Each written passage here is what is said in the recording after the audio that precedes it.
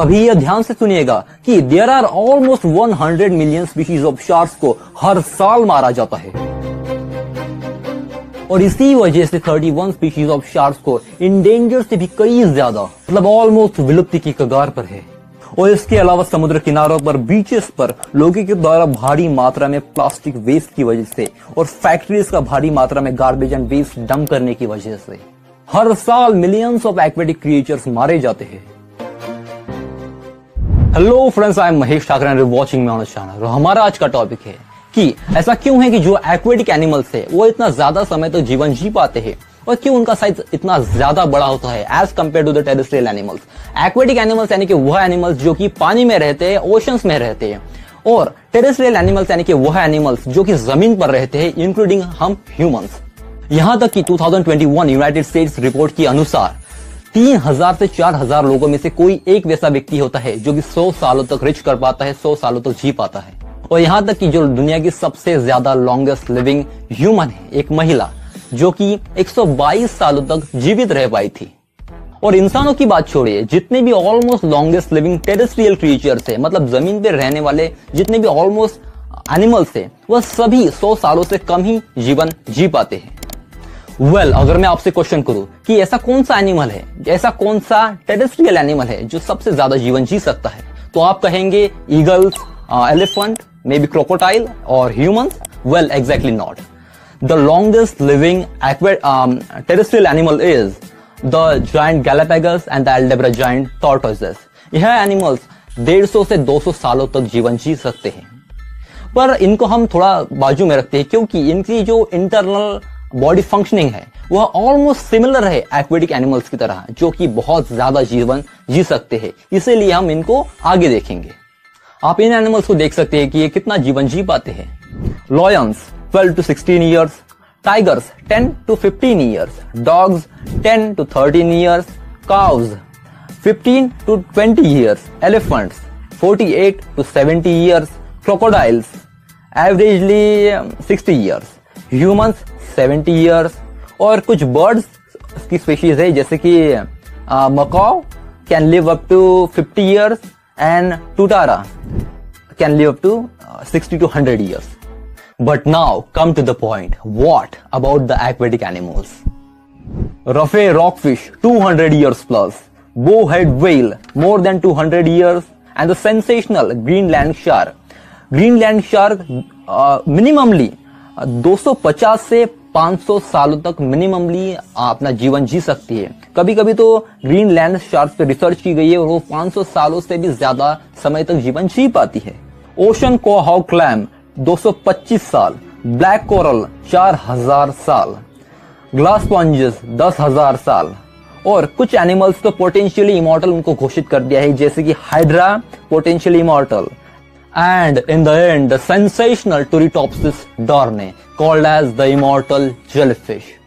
इस जेलीफिश को तो बहुत से साइंटिस्ट की बहुत ज्यादा रिसर्च के बाद टोटली इमॉर्टल घोषित कर दिया है, क्योंकि यह जेलीफिश खुद के बॉडी पार्ट को हर एक बार रिकवर कर लेती है। और अगर हम यहाँ पे साइज की भी बात करें तो यह रहा टेरेस्ट्रियल सबसे बड़ा एनिमल और यह रहा एक्वेटिक सबसे बड़ा एनिमल। और अगर हम इनकी साइज की कंपैरिजन करेंगे तो एक ब्लू व्हेल का वेट 40 हाथियों के बराबर होता है।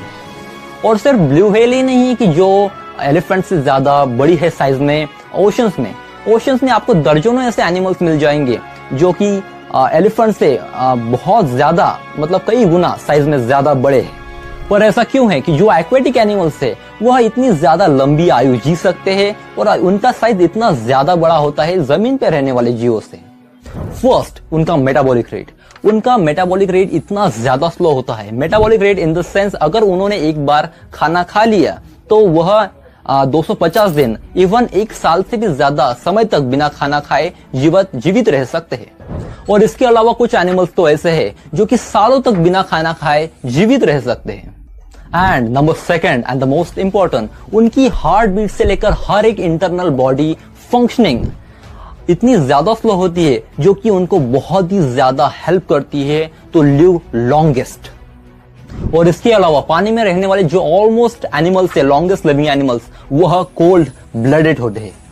Cold blooded animals in the sense कि वह एनिमल्स जो कि खुद की बॉडी का टेम्परेचर जनरेट और रेगुलेट नहीं करते, वह समुद्र के पानी के हिसाब से खुद के बॉडी के टेम्परेचर को ढाल लेते हैं। और इसका उल्टा जितने भी ऑलमोस्ट जमीन पर रहने वाले जीव है वह वार्म ब्लडेड होते हैं। इसीलिए हम इंसानों को और जितने भी एनिमल्स है वो उनको ठंडी या फिर गर्मी का एहसास होता है। और जितने भी कोल्ड ब्लडेड एनिमल्स है उनको टेम्परेचर से कोई फर्क नहीं पड़ता। उल्टा उनके लिए तो जितना ज्यादा पानी ठंडा हो वह उनके लिए उतना ज्यादा कंफर्टेबल हो जाता है। आप इससे गेस कर सकते हैं कि वह इतने ज्यादा ठंडे पानी में जी सकते हैं और इतना ज्यादा ठंडे पानी में कंफर्टेबल होती है जितने में भी कि अगर इंसान उस पानी में गिर जाए तो उसकी कुछ समय बाद ही मौत हो जाएगी। तो चलिए अभी उन टॉर्टोइजेस के बारे में जानते हैं जिनके बारे में हमने वीडियो की शुरुआत में बात की थी, the giant Galapagos and the Aldabra giant tortoises के बारे में। तो सबसे पहले मिली एक एल्डाब्रा जायंट टॉर्टोइज से जिसका नाम है जोनाथन।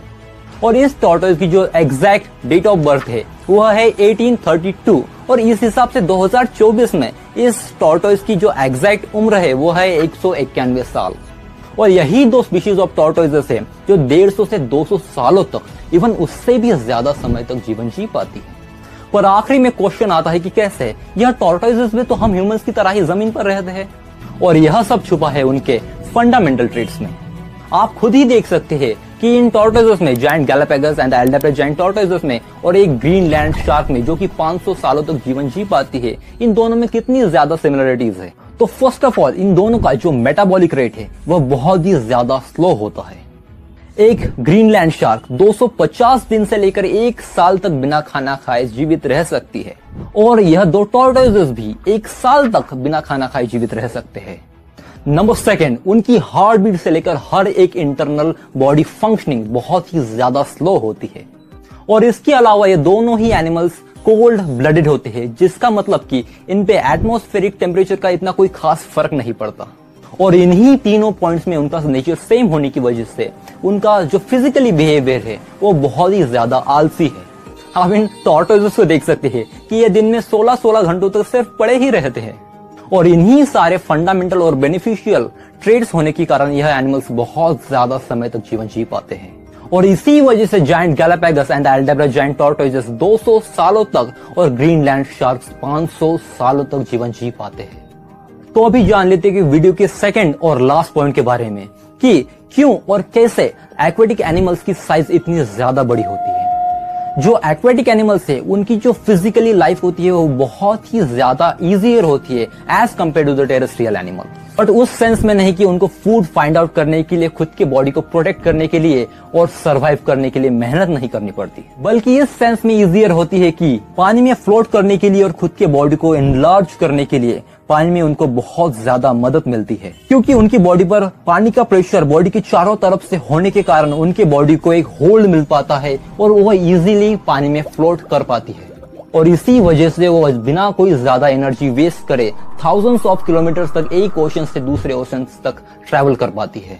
और इसी एक्स्ट्रा बेनिफिट की वजह से और खुद की बॉडी को डीप एंड कोल्ड वाटर में वार्म रखने के लिए एंड 3.5 मिलियन ईयर्स एगो बड़े मेगालोडॉन जैसे भयानक जीवों से खुद को प्रोटेक्ट करने के लिए और इन्हीं हजारों साल की इवोल्यूशन के चलते उन्होंने अपनी बॉडी को इतना ज्यादा बड़ा कर लिया है और करते ही जा रहे हैं।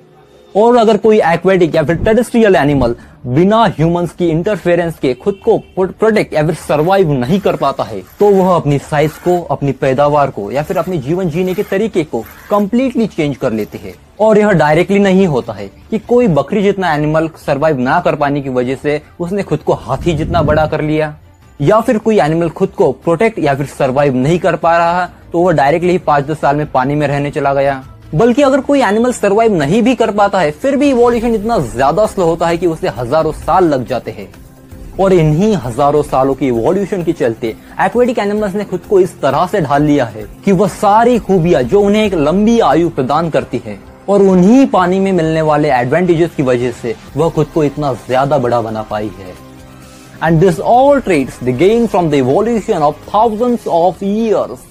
और अभी यह ध्यान से सुनिएगा कि there are almost 100 million species of sharks को हर साल मारा जाता है और इसके हिसाब से 2,75,000 शार्क्स को प्रतिदिन मारा जाता है और 200 शार्क्स को प्रति मिनट।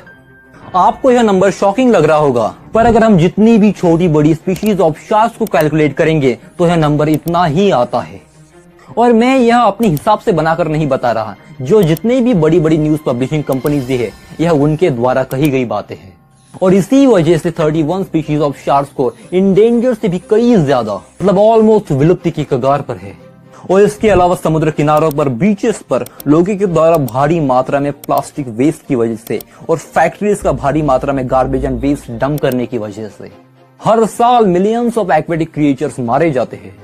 एंड फॉर एग्जाम्पल, जो शार्क्स ओशंस के इकोसिस्टम में सबसे ज्यादा इंपॉर्टेंट रोल प्ले करते हैं, अगर वो ही विलुप्त हो गई तो उन एक्वेटिक क्रिएचर्स का डोमिनेंस बहुत ज्यादा बढ़ जाएगा जिन्हें शार्क्स खाया करती थी। और उनकी डोमिनेंस बढ़ने की वजह से जितनी भी अदर मरीन लाइफ है वह भूखी मर जाएगी, जिसकी वजह से पूरा इकोसिस्टम ही क्रैश कर जाएगा। और ऐसा नहीं है कि इससे इंसानों की लाइफ पर कोई फर्क नहीं पड़ेगा, इसका इम्पैक्ट टेरेस्ट्रियल इकोसिस्टम पे भी बहुत ज्यादा भारी पड़ेगा because of plastic waste and factory pollution. आपने बहुत बार देखा होगा कि बहुत सी वेल समुद्र किनारों पर मरी हुई मिलती है क्योंकि उनके पेट में इतना ज्यादा प्लास्टिक जमा हो जाता है कि वह उन्हें निकाल नहीं पाती और अनफॉर्चुनेटली उनकी डेथ हो जाती है। और जितने भी डोमिनेंट एक्वेटिक एनिमल्स थे, like species of sharks, whales, dugongs और भी बहुत सारे, उनको उनके body parts like fins, skin, oils and meat के लिए हर साल मिलियंस की तादाद में मार दिया जाता है। और फ्रेंड्स, मैं आपसे पूछना चाहता हूँ, क्या इन किलिंग्स पर, फैक्ट्री पोल्यूशन पर और प्लास्टिक वेस्टेज पर एक्शन लिया जाएगा या फिर इंडस्ट्रीज वाले पैसा खिलाकर गवर्नमेंट का मुंह बंद कर देंगे? शायद ऐसे तो कुछ ना हो पाएगा। हमें ही समझकर, जागरूक होकर इसके खिलाफ आवाज जरूर उठानी होगी। तो आइए दोस्तों, वादा करते हैं, शपथ लेते हैं कि भ्रष्टाचारियों के खिलाफ, एनिमल किलिंग्स के खिलाफ, फैक्ट्री पोल्यूशन और प्लास्टिक वेस्टेज के खिलाफ और हर एक गलत चीज के खिलाफ आवाज उठाने की। तो चलिए मिलते हैं अपनी अगली वीडियो में अपने अगले बड़े awareness, motivational and inspirational concept के साथ। तब तक के लिए work hard, stay aware, stay discipline and follow your passion. You can become what the fuck do you want to become. तब तक के लिए नमस्कार, जय हिंद।